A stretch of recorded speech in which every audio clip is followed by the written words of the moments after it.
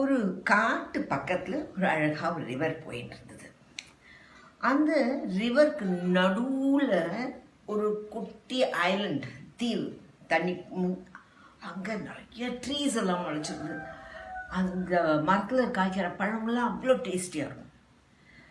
அப்போது இந்த ஒரு கிளவர் மங்கி இருந்தது. அது அந்த ஐலண்டுக்கு எப்படி போகிறது அப்படின்னு பிளான் பண்ணும். பார்த்தா நடுவில் ஒரு பாறை இருக்குது அந்த ரிவரில். அது தண்ணி நிறையா இருக்கிற சமயத்தில் இந்த பாறை அடியில் இருக்கும், தண்ணிக்கு அடியில் இருக்கும். அப்புறம் தண்ணி கொஞ்சம் குறைச்சலாக போகிறச்சு அந்த பாறை வெளியில் தெரியும். இது என்ன பண்ணும், அந்த பாறையில் ஒரு காலை வச்சு ஒரு ஜம்ப்,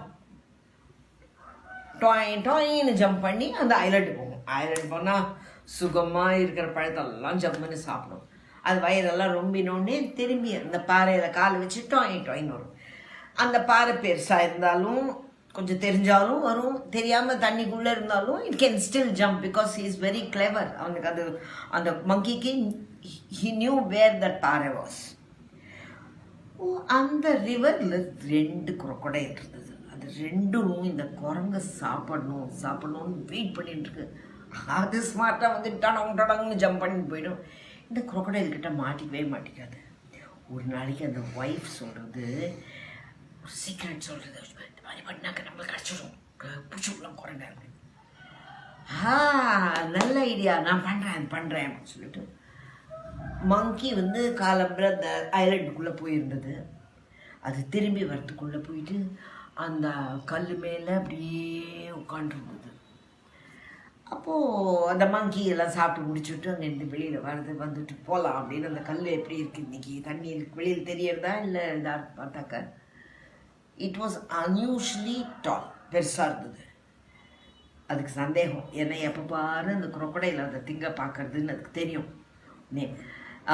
ஸோ அங்கேருந்து crocodile, is that you on that rock அப்படின்னு கேட்குறது. நீ அந்த பாறையில் நீ தான் இருக்கியா அப்படின்னு கேட்குறது. உடனே அந்த அசட்டு crocodile நான் இல்லை அப்படின்னு உடனே அந்த குரங்குக்கு தெரிஞ்சு விடுது. So crocodile is trying to catch me. ஓ crocodile, நீ எனக்காக வெயிட் பண்ணிட்டு இருக்கியா என்னை சாப்பிட்றதுக்காக? நான் நேராக விடுறேன் உன்கிட்ட, நீ வாயை தோறா, நான் இங்கேருந்து ஜம்ப் பண்ணி அங்கே வாயில் குதிச்சு விட்றேன், நீ கவலைப்படாது. உடனே ஆஹா, பழம் நழுவி பாலில் விழுந்த மாதிரி அந்த குரங்கு ஜம்முன்னு நம்ம வாய்க்குள்ளேயே நுழைப்படுது. ஜாலி சொல்லிட்டு வாயை திறந்துன்னு கண்ணை மூடின்னு வெயிட் பண்ணிட்டு இருக்கு.